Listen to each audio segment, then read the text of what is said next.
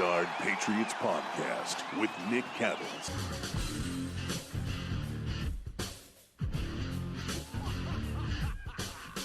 All right, this is the game, right? At least the first of the two games we circled on the calendar, knowing that if this division was going to be tight, it was going to likely come down to these two games against the Bills. The first one is going to be this Monday night. Before we get into the details with Greg, just to set this one up, of course, the Patriots 8-4, Bills are 7-4. If you're wondering how Buffalo has played at home, they're 3-2. Those three wins have come against Washington, Houston, and Miami.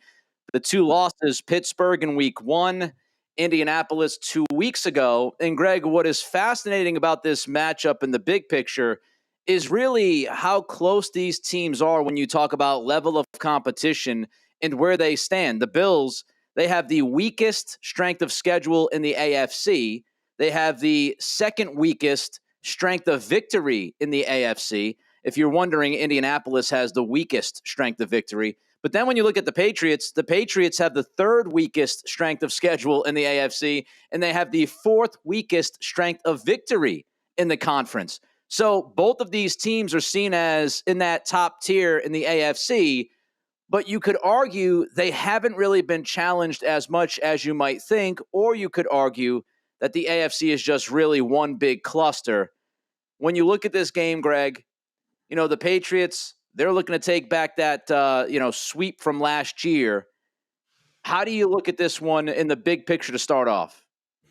Well, I think you're very right, Nick, to bring up sort of the level of competition for both teams. I mean, I think it's pretty similar. And to me, that puts me into the camp where I don't really know what to expect from either team. I mean, you can look at all the stats. The advanced analytics are the same way.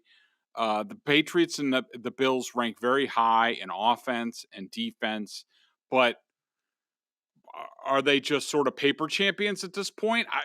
I have no clue, and I don't think anybody does, and so that's why they're going to play twice in the next 4 weeks, and we'll be able to see for ourselves. I've always been more of a show me type of guy, like show me that you're good, than just, hey, they did this against this team or what. I don't like to play those games. I just like to play it out on the field. I mean, I have certain thoughts about this game and this matchup, which I'm sure we'll get into. But if you're the Patriots, you couldn't ask for a better opportunity, especially after the way you started this season, to be basically even at this point with 5 games to play, 6 games to play. I think Buffalo has 6. Yep.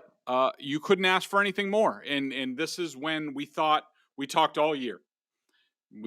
On this, if you listen to this pod from the very beginning, probably since the offseason, we said the Patriots are likely going to start out very slow. This is what happens when you add a bunch of new people. The question is, will they still be above water when it comes to nut cutting time? And we have our answer on that. They have their heads above water. More than that, they have basically everything in their control, from the top seed in the conference to just about anything else. And anything could really happen. I mean, if the Patriots lose this week, all right, then maybe the division's a little bit tougher. So you're looking at different roads, but I think at this point we know we're looking at a playoff team unless the bottom falls out. And I think this is a great sort of home at home here, where we get to find out exactly how good not only the Patriots are, but the Bills are, because I still think there should be a lot of questions about both teams, not just the Patriots, but also the Bills. And I can't wait for Monday night. I'm excited to be there. It's my first road trip to a game since COVID happened.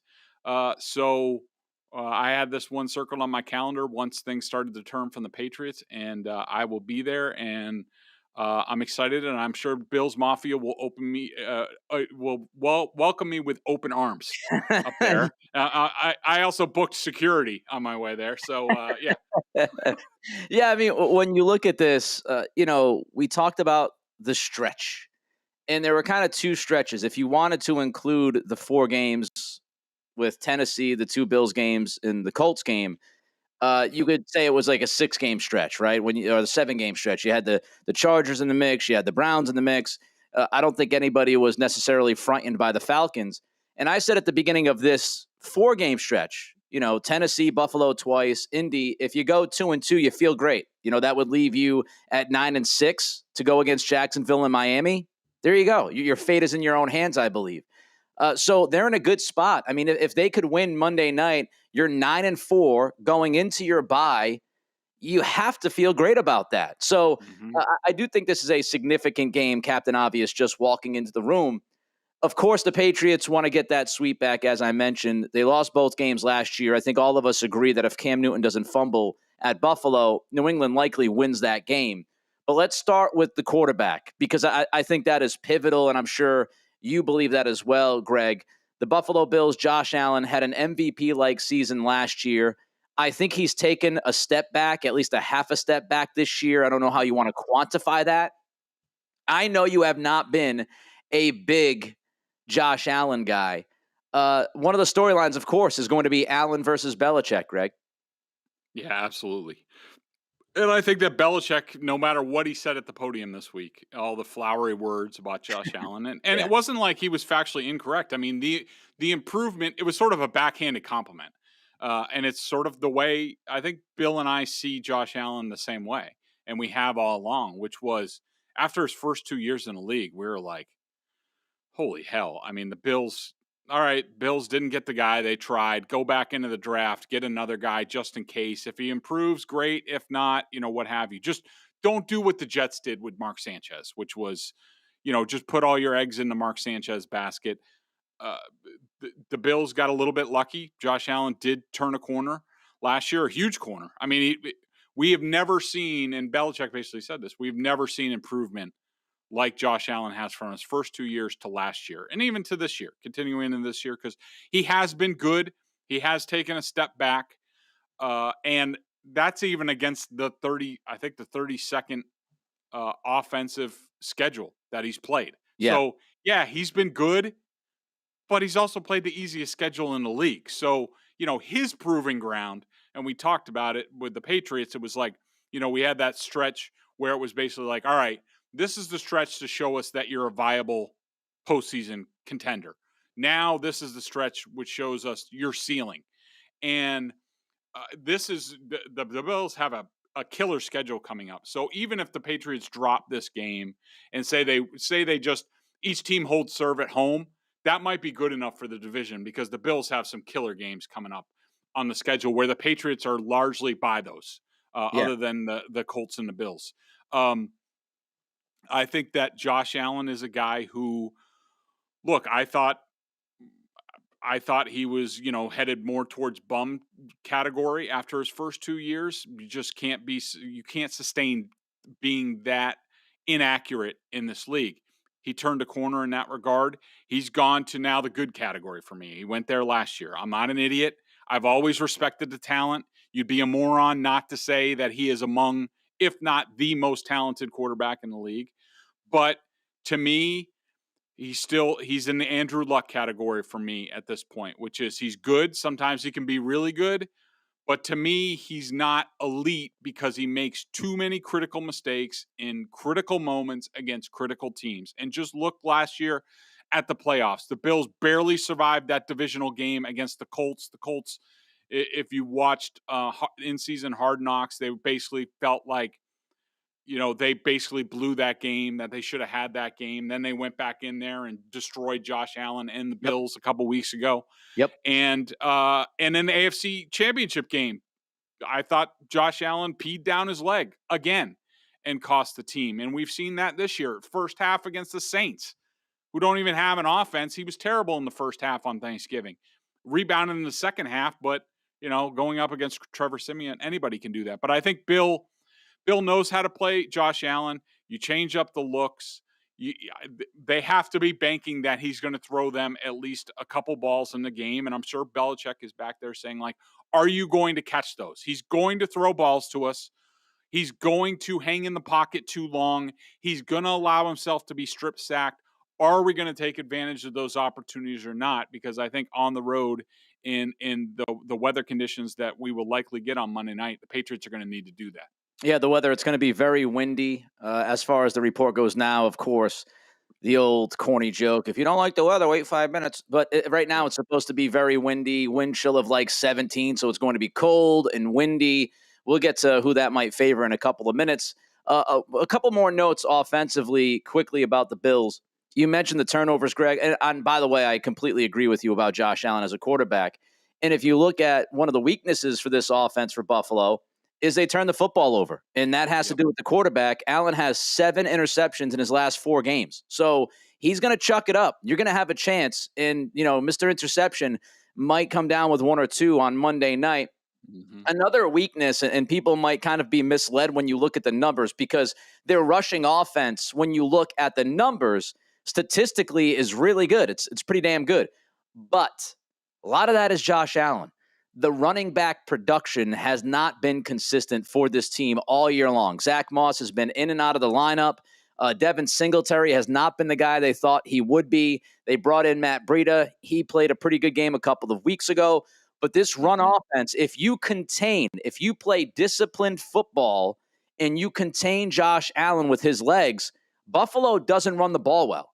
So I think that's a big weakness. Now, as far as strengths, to be fair to Buffalo and to kind of warn Patriots fans, what they do well, I'll give you 3 things. Number 1, they're great on third down. They are the second best team in the NFL on third down offense. So I kind of go back to the Chargers game when I talked about first and second down. Yes, that's always crucial, but against the Chargers, it was even more so. And I think Monday night, even more so. You cannot allow the second best, third down offense in the league to be looking at 3rd and 3 or less. You just can't do it. They're going to move the chains. They're going to kill you. The second thing they do well, red zone offense. They're just on the outside of the top 10 in the red zone. Ryan Daboll, when they get in the red area, they usually cash in. The Pats, the old bend don't break. They can't break in that red zone.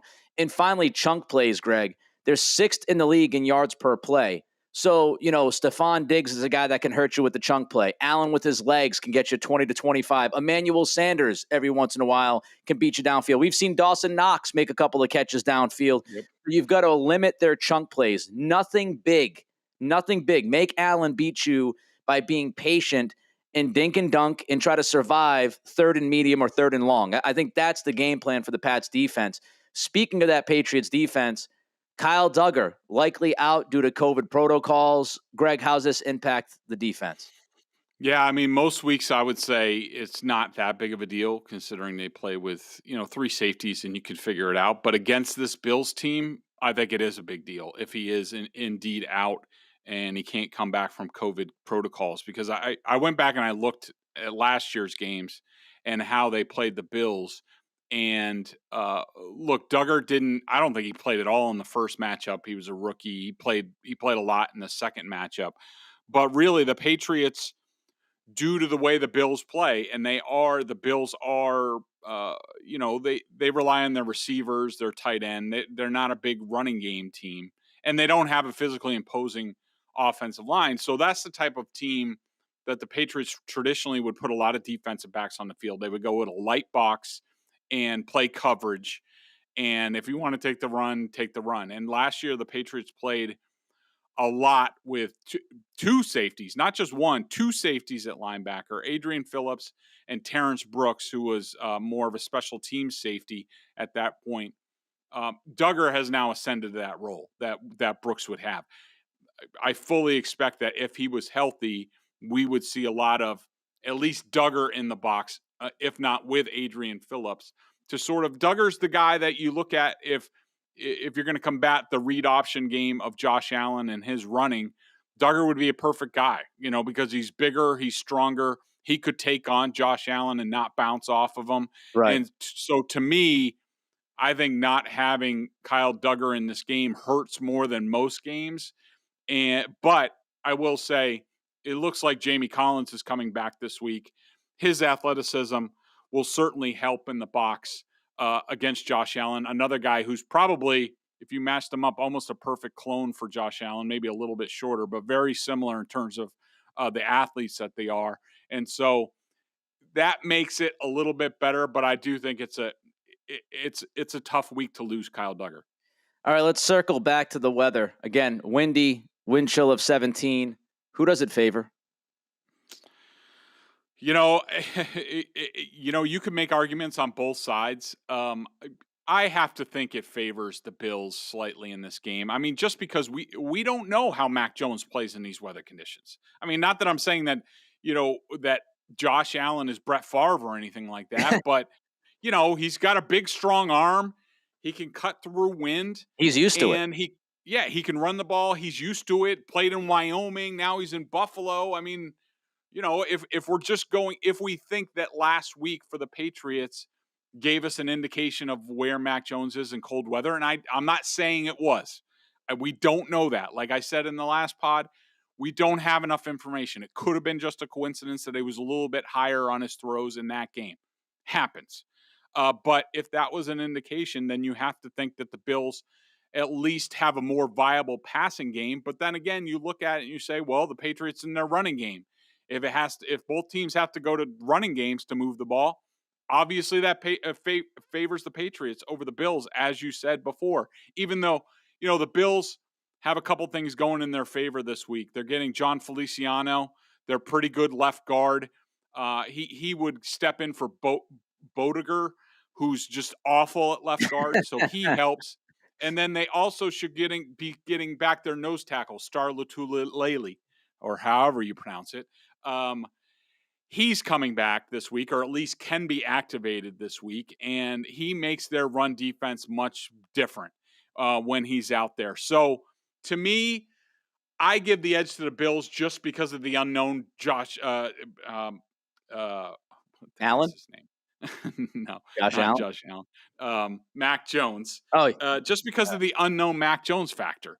But who knows? Mac Jones could step out there and look like Johnny Unitas playing in the cold, for crying out loud, and could be great.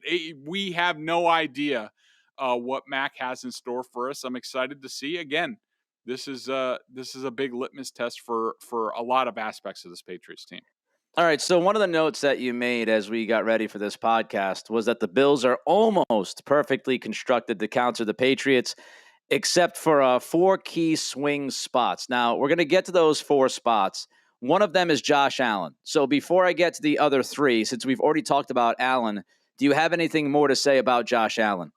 Well, no, but I'll just tell you this. Why, when I watch Bills film, I think, and Brandon Beane, the GM there, and Sean McDermott, the head coach, are no idiots. They came from Carolina together in 2017. They knew exactly what division they were going into. They knew exactly who owned the division, and they knew that they were going to have to compete with the Patriots to do anything. And I think they've gone about constructing the team largely how I would if I was going to compete with the Patriots. And outside, and we'll get into those areas, but I think if you're going against the Patriots, the first thing you need is a dual threat quarterback. The Patriots have always had trouble with those guys. Yep. Deshaun Watson, Kyler Murray, you go through the list. The guys who are truly can make plays with their legs, but are also very accurate from the pocket when need be or on the run. Those guys give the Patriots a lot of problems. They do. And Josh Allen, when he's at his best, he's almost the ideal guy that you would draw up. You would draw up also multiple targets in the passing game where the Patriots can't key on 1 or 2 guys, because if you do, you can get burned by other people. I do like, for this version of the Patriots and the Bills, I kind of like the Bills' run game. I think that the way they're situated, we talked about this after the Atlanta game, how I would do it is against this Patriots team, which likes to play a lot of zone, I'm spreading them the hell out, and I'm going almost gun run, short passes type of thing, almost like the K-gun, the old Bills K-gun offense. Now, we know that Bill Belichick sort of mastered the K-gun offense when he was a Giants defensive coordinator. But again, I think he had elite personnel on those Giants teams. And also, Jim Kelly was good, but he wasn't Josh Allen, and he wasn't mobile like Josh Allen. And then I think on the defensive side of the ball, you just look at the different levels on this defense, and even without Tre'Davious White at cornerback, they have playmakers, they have fast guys, they have big guys up front. They have the type of athletes that allow you to compete with the Patriots, especially if they have their nose tackle out there. So to me, I look at the Bills and I'm like, if everything goes right for them, they're almost kryptonite to the Patriots. But that leads us into the swing areas because I don't think that they can always hit on all cylinders. Right. And so one of the swing areas was Josh Allen. As I mentioned, we already talked about him. Too many turnovers. One of the too many turnovers. One of the other spots you mentioned is the head coach, Sean McDermott. Why is McDermott the exception to how this team is built to beat the Patriots? Because I think you also to compete against the Patriots, you need to see down the road. You need to see the chess pieces. You need to be calm. You need to be patient. And a lot of times I do think McDermott is that way, but against the Patriots, he's not. He loses his stuff when he plays the Patriots. You could tell they're obsessed with beating the Patriots. And like when calls go against them, when, the Patriots have success, he gets out of himself. And as soon as that happens, and it will happen, and you'll notice it during the game, you'll see it on the TV. He will lose it at some point, and then it's advantage Patriots, and it's advantage Belichick, who just stays the course. Doesn't matter if they're down, doesn't matter the call, he's staying the course. And until McDermott changes, and it's hard for him because that's just who he is, he can be a fiery guy at times, and he wants this so badly. I mean, the way he reacted to, especially the first victory over the Patriots last year. Oh, yeah. Let's throw a parade. It's parade time. Oh, my God. When we all knew that they were a Cam Newton fumble away from losing that game. And then he comes after the game. He's like, yeah, we're going to really take a beat and enjoy this. And like, dude, what are you doing? You didn't win anything. You beat freaking Cam Newton. He fumbled. Some slappy defensive tackle happened to get his big meat hooks on the ball and cause the fumble. And other than that, you would have lost again against a crappy Patriots team. That was your shot at home.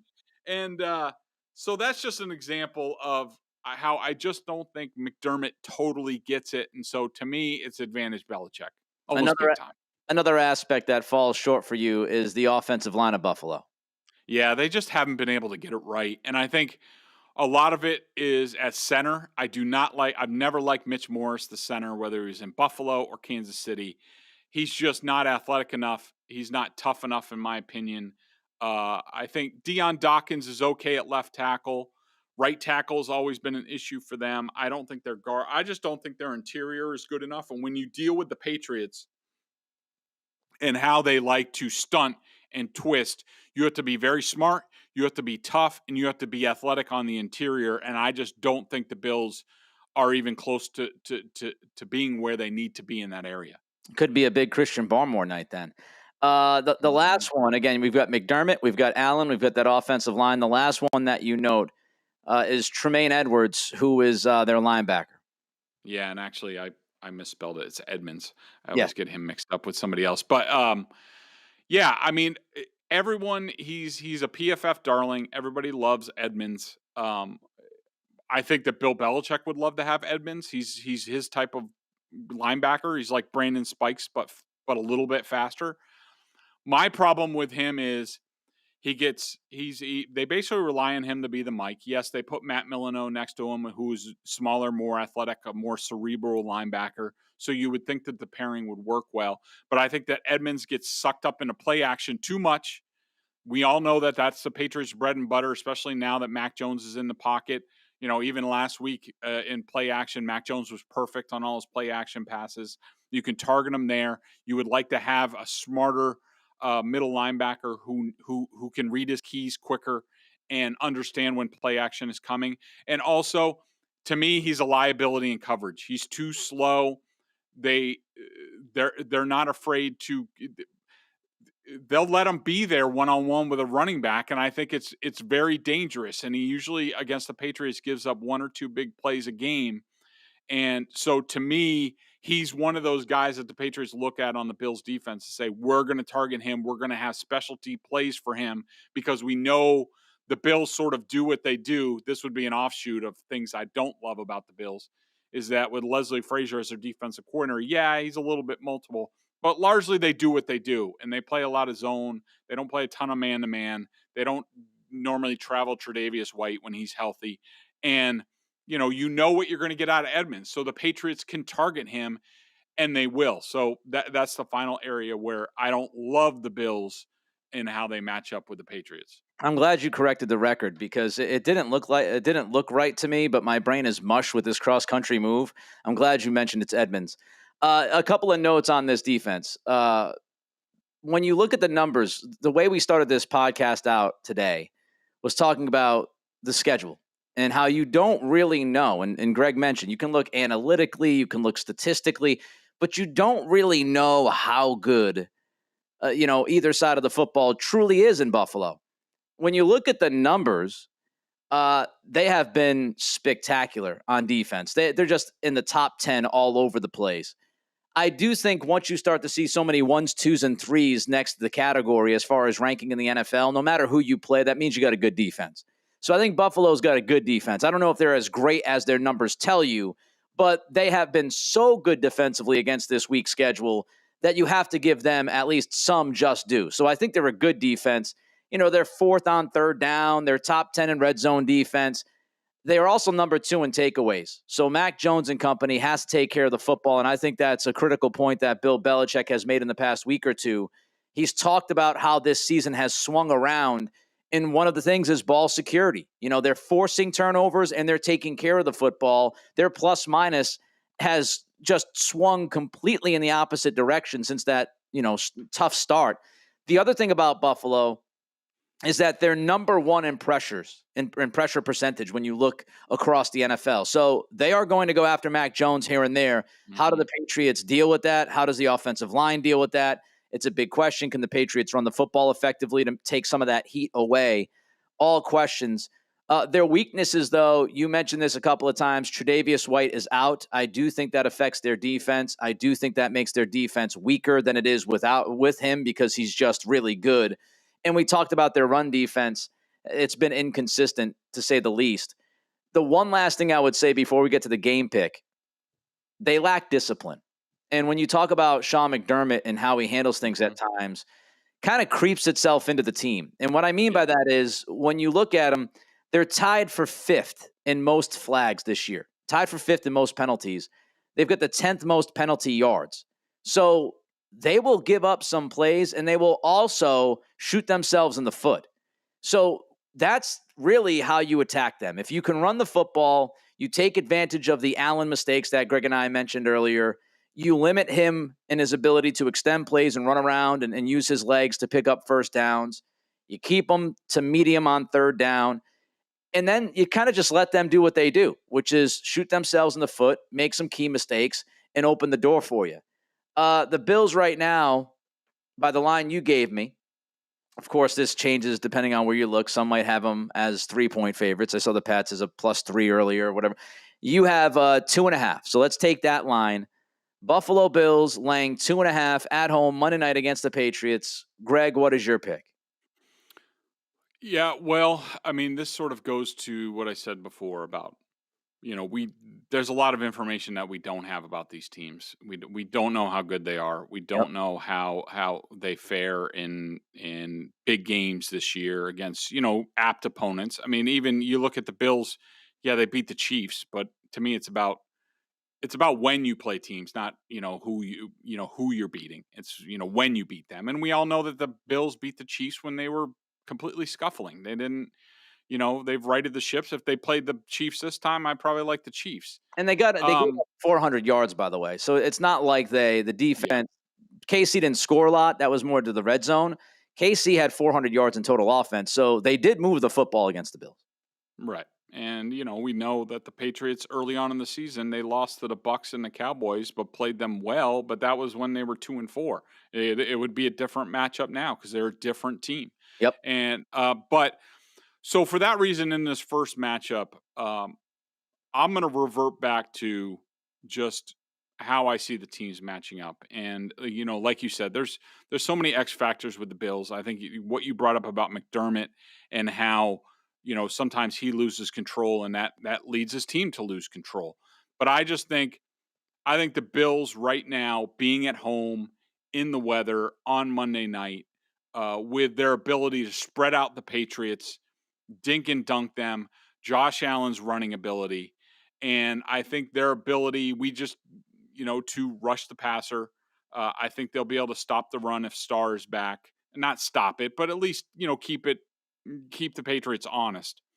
I like the Bills in this game. I think that, if this was at home for the Patriots, I'd probably pick the Patriots. But I just think in this first matchup, I just think that the Bills have a little bit more talent in key spots, and the weather, wind is supposed to be sustained at about over 20 miles an hour, gusts to up to 40. There's just too much unknown that I have with Mac Jones in these situations. So while everybody knows I don't love Josh Allen, I like the Bills to hold serve at home, and then for the Patriots to grab it back at Gillette. So I'm going. I don't have a score in the game, but I'm going to pick the Bills by 10 in this game. I just like them. I think they're a little bit more talented where they need to be against the Patriots. The 10 surprises me. Look, I think going into this game, my general feel is that it's going to be low scoring and tight. I have to see Josh Allen against Bill Belichick when the Patriots have something to play for and they're playing good football and they've got some good pressure and some good, some good play up front. I need to see Allen do it consistently for 4 quarters before I sit there and go, oh yeah, they're gonna beat him by 10 to 14 points. I think it's going to be close. I do think we have to see Mac Jones in this kind of weather. I'm not worried about the situation. I think we said this going back towards like the beginning of the year when people had questions, right? The question was about Sunday Night Football against Tom Brady and how was he going to do against the Dallas Cowboys in a 425 nationally televised. Dude's from Alabama. He's played a lot of big games. I don't think he gets Iron Bowl. Yeah, he doesn't get how about that one last week? He doesn't get shook, so I'm not worried about if he's going to be out there all nervous thinking Monday Night Football against Buffalo. But the weather thing is, I think, a legitimate question. We'll see how he handles it. I think the Patriots will have a game plan for that. I think you'll see what they usually do, a lot of short passing. I think, get the ball out quick of his hands because of the pressure rate I brought up earlier on the podcast. I think they want to run the football. I think they will be able to run the football. But home field advantage and, that Buffalo crowd. And I just think to me, it's really a coin toss. I think it's going to be a field goal game to 6 points. I will take Buffalo because, again, I'm not sure what we'll see from Mac in this weather. And I want to see it to believe it. So I wouldn't be surprised if both quarterbacks weren't necessarily great in this game. And it was almost old school smash mouth and Buffalo wins by 3 points. I'll lean with the Bills. It's not a strong lean because Josh Allen at any moment can turn the football over twice, and that's the game. Yep. Let's get to the BostonSportsJournal.com member question of the day. BSJ, $39.99 on the annual plan. Top-notch analysis of all the Boston pro sports. Of course, if you're a Pats junkie and if you're listening to this, it's most likely that you are. A membership at BSJ gives you access to a ton of video analysis Bedard does on the coach's film and direct access to him in weekly chats. Whether it's general discussion or a pointed question, Greg, what do you want to address here? Well, I mean, let's address Patrick Pendergast, one of our members. I did a lot of analysis about the Patriots' run defense against the Titans, and why they gave up 270 yards on the ground. And basically, my conclusion was I wasn't overly concerned because I thought the Patriots made. I wouldn't call them questionable. They definitely have a reason why they did it, but. They went with lighter boxes. They had the linebackers play deeper than normal. They were not, put it to you this way. Despite it being Ryan Tannehill and no receivers, it was my conclusion that the Patriots were okay if they ran the ball. Normally you would think that, all right, well, Ryan Tannehill with no receivers, we're just going to stop the run. And they won't be able to do anything. The Patriots did not take that tack. I don't know why, but basically Patrick was asking, why did they do that? If it was a choice, and if you look at their biggest plays in the game, there was often a safety in the box at linebacker. They were not doing a good job up front. They had like Devon Godchow on the nose. He had a couple of rough plays, but he said, did Bill want the Titans to run all day? Was he protecting the secondary, shortening the game clock, afraid of Tannehill's arm, fooling the Bills in the ground and pound? Of course, you got to slip in one of those. Yeah, Bill totally did it on purpose. He's trying to rope-a-dope the Bills. So what I think, my guess is why they did it. I think they were more worried about the Titans play action game than anything else. And if you're going to defend that, number one, you're gonna have your linebacker play a little bit deeper so that it basically accounts to, if you take a couple steps up on a run fake, if you're already deeper, then you're at your normal drop. So I think that's one thing they did. I think having a safety in the box, they have good recovery speed. They can get back if they're looking for like a tight end or a receiver coming across the middle on play action. So I think they were most worried about Ryan Tannehill. They weren't worried about him deep. They weren't worried about him running the ball all that much, and they weren't worried about their run game. They were more worried about them getting sucked into play action, and so they tried to prevent that. And so to me, that's the big reason why the run defense was so bad last week, and I don't think it has any carryover in any game. The Bills are a completely unique challenge, especially with Josh Allen. They will come out almost every game. They've come out and they will run read option. They will run Josh Allen on keepers. Basically, they do that to set up the defense make the defense say, all right, well, we're going to have to account for the quarterback in the run game. That means one less person in coverage, and then they exploit it in pass coverage. The Patriots are not idiots. They know exactly what's going on. They'll have a plan to deal with it. But to me, there is no carryover from the run defense last week against the Bills, so I would not worry about that. Patriots 8-4, Bills 7-4. Monday night in Buffalo should be a very interesting football game. Everybody enjoy your weekend. Be safe, be good. Greg and I will be back next week to discuss what actually happened during this football game. Until then, be good.